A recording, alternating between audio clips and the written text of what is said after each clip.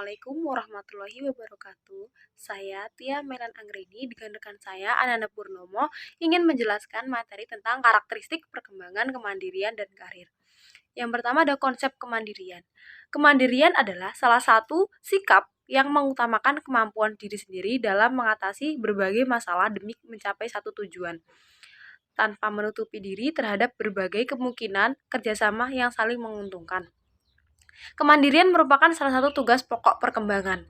Kemandirian pada remaja lebih mengarah ke tindakan yang melibatkan hati dan pemikiran atau psikis. Hal ini diperkuat pernyataan ahli perkembangan yang menyatakan berbeda dengan kemandirian pada masa anak-anak, uang lebih bersifat motorik, seperti berusaha makan sendiri, mandi, dan berpakaian sendiri. Dalam teori kemandirian yang dikembangkan Steinbeck 1995, istilah independen dan autonomi sering disejajarkan secara berganti interchangeable sesuai dengan konsep kedua istilah tersebut. Secara leksikal berarti kemerdekaan atau kebebasan. Secara konsepsial mengacu kepada kapasitas individu.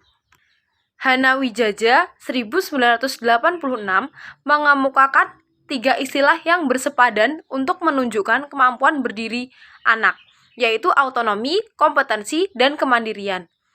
Dalam pandangan Lerner 1976, konsep kemandirian autonomi mencakup kebebasan untuk bertindak, tidak tergantung kepada orang lain, tidak terpengaruh lingkungan, dan bebas mengatur kebutuhan sendiri.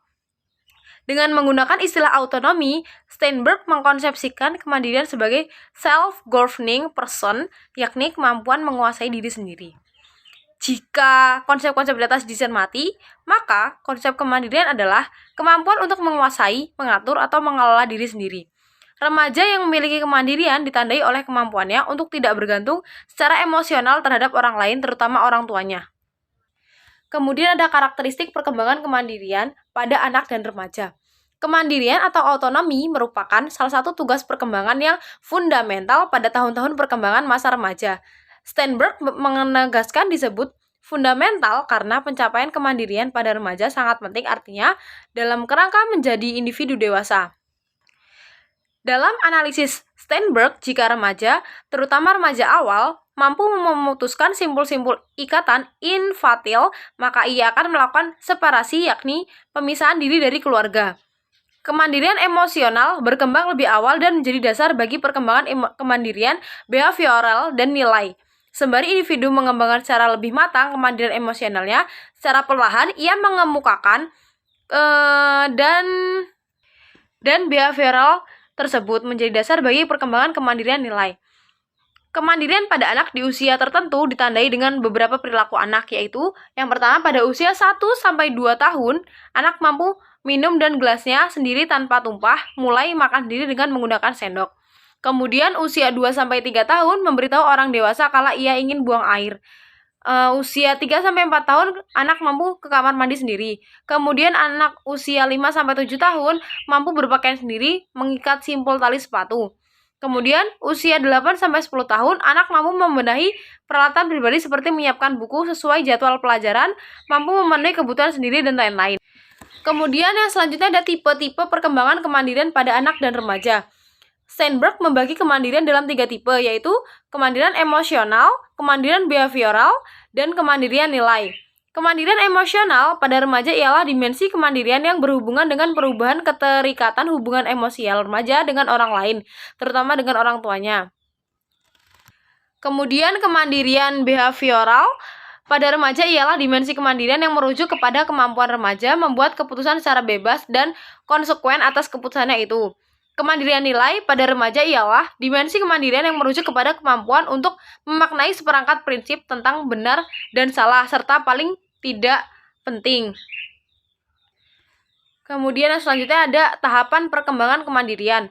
Kemandirian semakin berkembang pada setiap masa perkembangan seiring perkembangan usia dan pertambahan kemampuan. Perkembangan kemandirian tersebut didefinisikan pada usia 0-2 tahun, usia 2-6 tahun, usia 6-12 tahun, usia 12-15 tahun, dan pada usia 15 tahun sampai 18 tahun.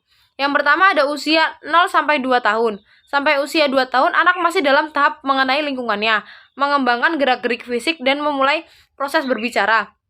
Kemudian usia 2-6 tahun, pada masa ini anak mulai belajar untuk menjadi manusia sosial dan belajar bergaul.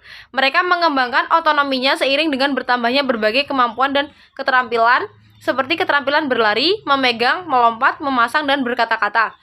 Kemudian usia 6-12 tahun, pada masa ini anak belajar untuk menjalankan kehidupan sehari-harinya secara mandiri dan bertanggung jawab. Kemudian usia 12 tahun sampai 15 tahun, pada usia ini anak menempuh pendidikan di tingkat menengah pertama atau SMP. Masa ini merupakan masa remaja awal di mana mereka sedang mengembangkan jati diri dan melalui proses pencarian identitas diri. Kemudian usia 15 sampai 18 tahun, anak sekolah di tingkat SMA. Mereka yang mempersiapkan diri menuju proses pendewasaan diri. Setelah melewati masa pendidikan dasar dan menengahnya, mereka akan melakukan menuju dunia perguruan tinggi atau meneliti karir atau justru menikah. Banyak sekali pilihan bagi mereka. Pada masa ini mereka diharapkan dapat membuat sendiri pilihan yang sesuai baginya tanpa tergantung pada orang tuanya. Kemudian yang selanjutnya ada faktor yang dapat mempengaruhi perkembangan kemandirian anak dan remaja. Sebagaimana aspek-aspek psikologis lainnya, kemandirian juga bukanlah semata-mata merupakan pembawaan yang melekat pada diri individu sejak lahir. Perkembangan juga dipengaruhi oleh berbagai stimulasi yang datang dari lingkungannya.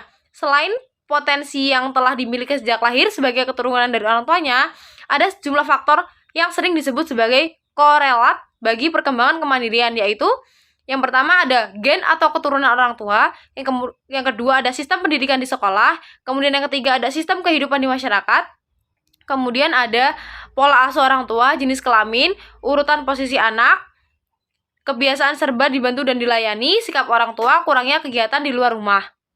Berdasarkan paparan yang telah dikemukakan oleh ketiga tokoh tersebut, di mana dalam paparannya tentang faktor-faktor penghambat kemandirian terdapat kesamaan antara satu dengan yang lainnya. Dari beberapa pendapat tersebut akan menjadi lebih baik lagi jika antara pendapat yang satu dengan yang lainnya saling mengisi kekurangan di antara berbagai pendapat tersebut. Kemudian ada upaya pengembangan kemandirian remaja dan implikasinya bagi pendidikan. Dengan asumsi bahwa kemandirian sebagai aspek psikologis itu berkembang tidak dalam kevakuman atau diturunkan oleh orang tuanya, maka interferensi dan interferensi positif melalui ikhtiar, pengembangan atau pendidikan sangat diperlukan bagi kelancaran perkembangan kemandirian remaja.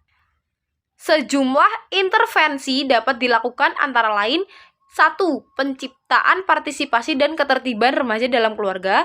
2. Penciptaan keterbukaan. 3. Penciptaan kebebasan untuk mengeksplorasikan lingkungan. 4. Penerimaan positif tanpa syarat. 5. Empati terhadap remaja. Kemudian yang ke-6, penciptaan kehangatan hubungan dengan remaja. Kemudian yang ke-7, mengembangkan proses belajar mengajar yang demokratis yang memungkinkan anak merasa dihargai. Yang selanjutnya adalah konsep perkembangan karir. Karir sering diartikan sebagai pekerjaan atau profesi seseorang yang menghasilkan sesuatu dalam memenuhi kebutuhan hidup. Kata karir lebih merujuk pada pekerjaan atau jabatan yang ditekuni atau diyakini sebagai panggilan hidup, yang meresapi seluruh alam pikiran dan perasaan seseorang, serta mewarnai seluruh gaya hidupnya. Perkembangan karir adalah suatu proses perkembangan sepanjang hidup yang dipengaruhi oleh latar belakang pendidikan, pekerjaan, pengalaman, dan lain sebagainya, yang mempengaruhi putusan-putusan setiap individu mengenai karir dan gaya hidup. Perkembangan karir menunjukkan proses seumur hidup dalam mengembangkan nilai-nilai pekerjaan. Perkembangan karir bukan hanya proses membuat keputusan untuk memilih suatu pekerjaan, tapi merefleksikan seluruh pengalaman hidup seseorang dan membawa dampak terhadap seluruh aspek kehidupannya. Jadi, perkembangan karir merupakan suatu proses yang mencakup seluruh rentan kehidupan seseorang. Yang selanjutnya adalah orientasi karir pada anak dan remaja. Orientasi karir pada anak dan remaja merupakan tahap di mana anak dan remaja dikenalkan dengan dunia yang akan digelutinya kelak. Proses pilihan karir itu terjadi sepanjang hidup manusia, artinya bahwa suatu ketika dimungkinkan orang berubah pikiran. Hal ini berarti bahwa pilihan karir tidaklah terjadi sekali saja dalam hidup manusia. Meskipun seorang remaja sudah menentukan pilihan karirnya berdasarkan minat, bakat, dan nilai yang ia yakini, tetapi kalau peluang atau kesempatan untuk bekerja pada bidang itu tertutup karena tidak ada lowongan, maka karir yang dicita-citakan akhirnya tidak bisa terwujud, dan pada akhirnya Tuhanlah yang menentukan segalanya. Manusia hanya berkemampuan untuk berusaha semampunya. Yang selanjutnya adalah karakteristik fase perkembangan karir anak dan remaja berdasarkan usia. Perkembangan karir dibagi menjadi 3 tahap pokok. Yang pertama, tahap fantasi, yang kedua, tahap tentatif, dan yang ketiga, tahap realistis. Tahap fantasi dimulai dari usia 0 sampai 11 tahun atau masa sekolah dasar. Pada tahap ini, anak mulai berfantasi mengenai cita-citanya. Fantasi itu banyak dipengaruhi oleh lingkungan, baik itu kehidupan nyata atau hanya sekedar melalui media seperti televisi ataupun internet. Pada tahap ini, anak menentukan karirnya tanpa pertimbangan yang rasional. Yang kedua, tahap tentatif. Tahap tentatif dimulai dari usia 12 sampai 18 tahun atau masa sekolah menengah. Pada tahap tentatif, anak mulai menyadari bahwa mereka memiliki minat dan kemampuan yang berbeda satu sama lain. Tahap tentatif ini dibagi menjadi 4 subtahap, yaitu yang pertama, subtahap minat, yang kedua, subtahap kapasitas kemampuan, yang ketiga, subtahap nilai, yang keempat, subtahap transisi. Subtahap minat dimulai dari usia 11-12 tahun. Anak cenderung melakukan pekerjaan atau kegiatan hanya yang sesuai dengan minat dan kesukaan mereka saja. Yang kedua, subtahap kapasitas kemampuan dari usia 13-14 tahun. Anak mulai melakukan pekerjaan atau kegiatan didasarkan kepada kemampuan masing-masing di samping minat dan hobinya. Tiga adalah usia subtahap nilai yang dimulai dari usia 15-16 tahun. Anak sudah bisa membedakan mana kegiatan atau pekerjaan yang dihargai oleh masyarakat dan mana yang kurang dihargai. Dan yang keempat, subtahap transisi, yaitu dari usia 17-18 tahun. Anak sudah mampu memikirkan atau merencanakan karir mereka berdasarkan minat, kemampuan, dan nilai-nilai yang ingin diperjuangkan. Yang ketiga, tahap realistis yang dimulai dari usia 19-25 tahun atau pada masa perguruan tinggi. Pada usia perguruan tinggi, remaja memasuki tahap realistis di mana mereka sudah mengenal secara lebih baik minat-minat, kemampuan, dan nilai-nilai yang ingin dikejar. Lebih lagi, mereka juga sudah lebih menyadari berbagai bidang pekerjaan dengan segala konsekuensi dan tuntutan masing-masing. Oleh sebab itu, pada tahap realistis, seorang remaja sudah mampu membuat perencanaan karir secara lebih rasional dan objektif. Menurut Donald Super, perkembangan karir manusia dibagi menjadi 5 fase, yaitu yang pertama fase pengembangan, yang kedua fase eksplorasi, yang ketiga fase pemantapan, yang keempat fase pembinaan, dan yang kelima fase kemunduran. Yang selanjutnya adalah faktor yang dapat mengaruhi perkembangan karir anak dan remaja. Faktor yang mempengaruhi perkembangan karir anak dan remaja dibagi menjadi 2 bagian, yaitu faktor internal dan faktor eksternal. Yang pertama, faktor internal. Faktor internal ada 7, yaitu 1. Nilai-nilai kehidupan, 2. Taraf intelijensi, 3. Bakat khusus, 4. Minat, 5. Sifat-sifat, 6. Pengetahuan, dan 7. Perkembangan jasmani. Yang kedua, faktor eksternal. Yang pertama, masyarakat. Yang kedua, keadaan sosial ekonomi negara atau daerah. Yang ketiga, status ekonomi keluarga. Yang keempat, pengaruh dari seluruh anggota keluarga. Kelima, pendidikan sekolah. Yang keenam, pergaulan dengan teman sebaya. Dan yang ketujuh, tuntutan yang melekat pada masing-masing jabatan dan pada setiap program studi atau sekolah. Yang terakhir, perkembangan remaja dalam berkarir. Menurut Holland, ada 6 tipe kepribadian yang perlu dipertimbangkan saat mencari kecocokan antara aspek-aspek psikologi seseorang dengan karir yang akan dipilihnya, yaitu yang pertama adalah realistis, orang yang memperlihatkan karakteristik maskulin, kuat secara fisik, menyelesaikan masalah dari sisi praktisnya, dan memiliki kemampuan sosial yang rendah. Mereka paling cocok bekerja pada situasi praktis sebagai buruh, petani, pengemudi bis, dan tukang bangunan. Yang kedua, intelektual. Orang-orang ini memiliki orientasi konseptual dari teoritis. Mereka lebih tepat menjadi pemikir daripada pekerja.